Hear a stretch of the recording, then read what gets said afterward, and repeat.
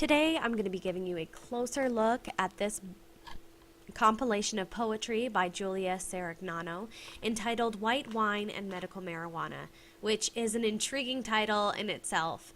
The author also includes a bookmark with a personal note and, funnily enough, a picture of marijuana on it. So these poems have inspired questions in me, have been thought-provoking enough that I've written all over my copy. As you can see, my little scrawled notes off the side of the pages, making connections between the poems within and connections to other things in life. So I enjoyed it enough that I just want to talk about it. So today I'm going to be giving you a closer look and reading you a couple excerpts from this compilation. So let's go ahead and take a look at the preface. It reads, white wine and medical marijuana have been substances which have helped me ignore and balance out the topics I talk about within my poetry. Neither substance has necessarily helped me create great art, yet I feel that they help define me. If this title at all draws you in, I think we will get along. This book of poetry is a compilation of poems about my life, sometimes involving the consequences of being high or intoxicated. Yet the poems were created in moments of absolute sobriety. I chose to title this book White Wine and Medical Marijuana because everything in the written word is never truly what it seems.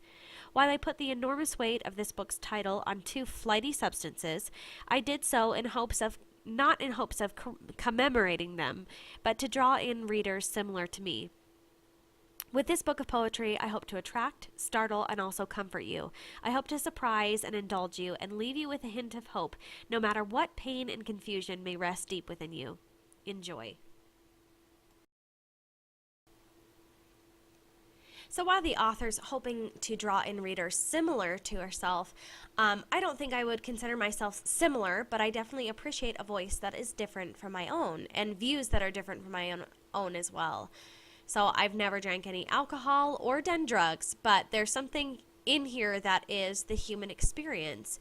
And we all have different experiences, and it's interesting to get into someone else's head and try to understand their viewpoint from a lens different from your own. So I'd encourage you that if this title does not seem appealing, the written word is not ever truly what it seems, as the author says. So if it's not something that draws you in by the title, you still might find yourself loving these poems as I do. So my own experience with this, similar to the final paragraph, I've been startled, sometimes I've been attractive and definitely repulsed, but there have been brief moments of comfort for me as well. These poems are filled with a lot of pain and confusion and wanting something but settling for something else. Many are about abusive relationships. It's a real record, including snapshots of moments, thoughts, and emotions from a life. It's honest and straightforward, and yet the reader finds some contradiction within the various poems that may be evidence of a change in perspective, or simply honesty in a moment of despair, and then later a confidence to hope surfaces. One such contradiction can be found between two poems, Mortal and Feeling Alive. So to read from Mortal, life is just a bunch of moments. It's a beautiful flow, but then we get sentimental about it. So dear, please stop being so damn nostalgic about everything. It doesn't make you a better artist or a better human being. So I'm going to read this right off the bat. It kind of took me back a little bit, and I wondered, was this something that was said to the author?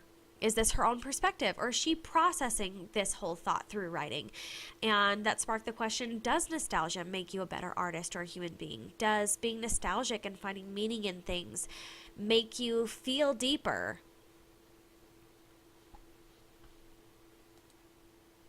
For me, I really felt like I got some answers when, at the conclusion, towards the end of this book, I read the poem Feeling Alive, which reads, roads are laid out for people to run down and burn calories and build muscle. We see dirt and hear birds and appreciate it all. Paper is given to us so we can make sense of the chaos, so we can feel a sense of calm as the colors stick to the emptiness and swirl into each other. We eat bright fruits and feel the cool, refreshing liquid drip down our elbows. The vitamins tickle down our throats with sweet warmth and a sour hint. We hear that song in that space, in that spot, and we feel nostalgia. We call it coincidence, but nothing in this life is an accident, and our feelings are real. We should never feel bad about being starstruck by art, or by nature, or words, or people, or feelings, or colors, or fruit. We are human, and we are flawed. Our sneakers imprint on the sand of the earth and get washed away, but I guess we have to be okay with that. So, while the first poem criticizes nostalgia and suggests that there's no rhyme or reason to things, or maybe it's just simply questioning that idea, later on in this poem we see the words that nothing in life is an accident and feelings are real. And this feels more like a moment of clarity for me here. And I wanted to compare those two. We see a glimmer of hope, something deeper and more sentimental. And I particularly like in this one as well the paragraph about paper being given to us so we can make sense of the chaos, so we can feel a sense of calm. And I really like that. It lets us into the writing process. And I think we see that happening throughout this collection of poems, the making sense from chaos. Most poems in this collection are about dysfunctional relationships and being in a bad place, or being in relationships with users or players or people that just aren't right for you, where you know that it's cursed from the beginning. There's a sense of being in a physical relationship but with no security. So you're with them, but they really aren't yours and never were. And there is some expression of fearing a relationship that is safe, and the idea of chasing someone or something dangerous. But this voice is not one that doesn't really care, even though sometimes that's expressed in some poems. It doesn't matter because I don't care. It doesn't seem like a voice throughout that wants to be hurt or chases unhealthy for the sake of being unhealthy. There's just some sense throughout of wanting to be saved from it. And one example would be the poem Ghost, which I'll read now. I have a habit of drowning. It's nothing new, but I still hope that someone will save me.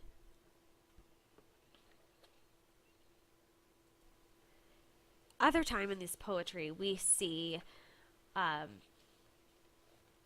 definite sense of recklessness that we can see throughout. And a good example of that would be Suicidal Tendencies, which reads, it's easier to jump off the edge if you're living on it. One slip will send you to your death, but the rush is exhilarating because even though you're close to death, you've never felt so alive. And it's just kind of that reckless mentality that you find pretty prevalently throughout this collection. I really enjoy the moments where the writing process is described, why it's done, what the process is. That just really makes me appreciate the body of work as a whole. And so that writing process is alluded to in a couple of poems. Here's one excerpt from I Pick Up My Mechanical Pencil.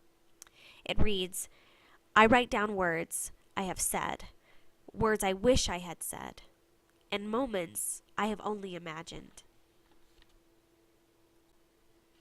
There's a lot of imagery used that really appeals to my senses, particularly to taste and smell and sight. And stale urine is one that definitely does that. So I'll just read from the beginning of this poem. You thought it would be butterscotch kisses, but it turned out to be the smell of stale urine in a public bathroom. Right away, starting that poem, it just kind of made me laugh. That expectation of wanting one thing and it turned out to be something so horribly different from what you wanted. But I think that we can all picture and just smell that odor from a public bathroom in this piece. So I'm just going to skip ahead to the end of this one where it says, so you can't trust anything or anyone, like you've never been safe and you never will be. That whole idea of never being safe and fearing that you never will be, that right there just leads, I think, to reckless behavior. It's a real haunting fear if you don't have a hope that things will be different or you could never feel safe, then then what are you holding on for? So why not be reckless and live on the edge, right? So that's kind of a sense here. I mean, behind all of that recklessness and not caring, there's these places of fear that come out, where I think we really just see that, and it's so raw in its emotion. I love the words in the poem Fraud because I feel like it's so relatable to the human experience and what it means to be genuine and show ourselves. So I'll read that now. Weakness is strength. Vulnerability is essential. But I still walk into the bar oozing false confidence and casual narcissism so that they won't see. I think that's so powerful because we recognize these things, that weaknesses are really our strengths, and being vulnerable is so essential to leading a genuine life and having real relationships, but we still protect ourselves by not showing our souls. And maybe we can't just bare our souls to just anyone that we see in a bar, but it's a really interesting concept, of knowing these things, of wanting to be vulnerable and embrace our weaknesses and make strengths out of them, and yet we have to put on this false face sometimes.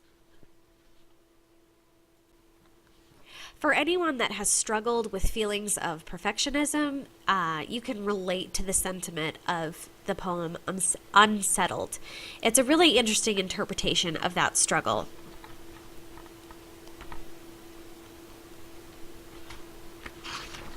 Which I will read now.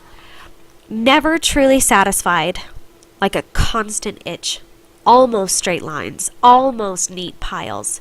Little mistakes and imperfections build under my skin, so I scratch until little pieces of my body flake away.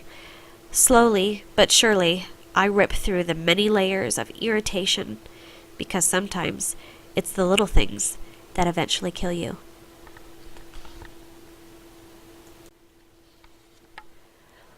I have had many moments while reading these poems where I feel like I've completely disagreed with the message, but also I've had beautiful moments where I feel like my experiences and the voice of the poems agree. And that's not to say that I haven't enjoyed them along the way, even though I've disagreed or never had an experience quite like that. One example would be the Beige Wall. I don't know how many times I've sat in silence behind the piano, or I've belted out songs at that plain beige wall, because sometimes you need an empty room to feel full again. That one just spoke to me. There's lots that jump out at me where I felt like, yes, that's how it is. There are a lot of emotions that are expressed that are really tangible. Depression, anxiety, hopelessness, pessimism, unhealthy relationships that speak of possession, and being unable to protect yourself from people that are damaging to you.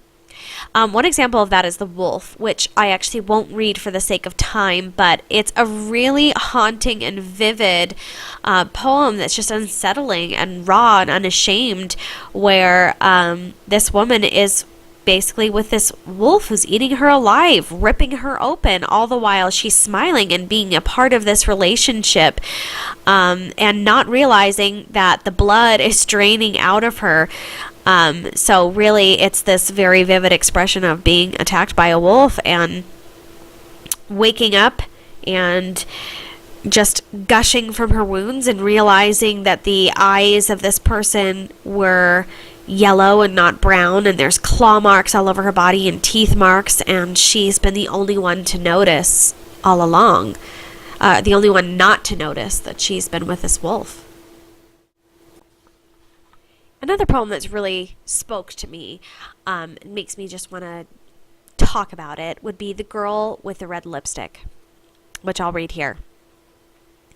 Her red lipstick is painted onto her pale canvas. She doesn't wear any other makeup. Her eyes are small and innocent.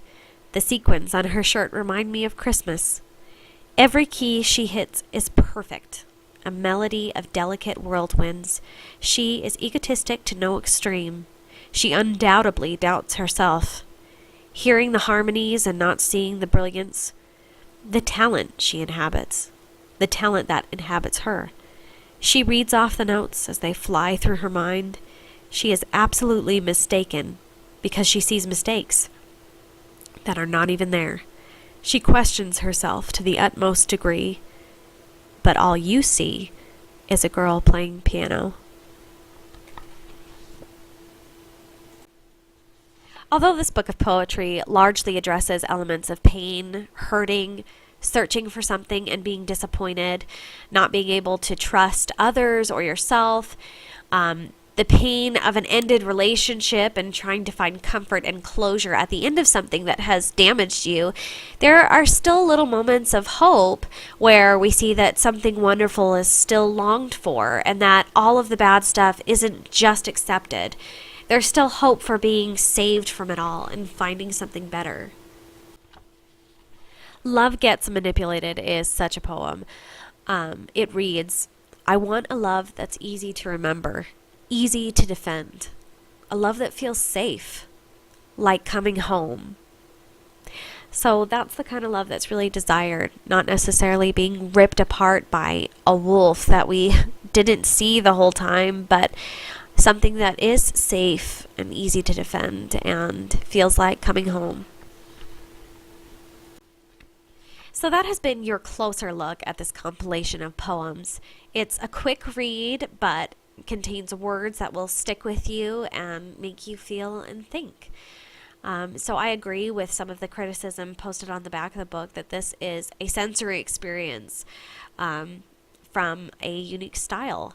So even if you can't relate to that title or the experience, white wine and medical marijuana, this is a human voice working through experiences through the written word, and I found this to be a great read. So that's been your closer look.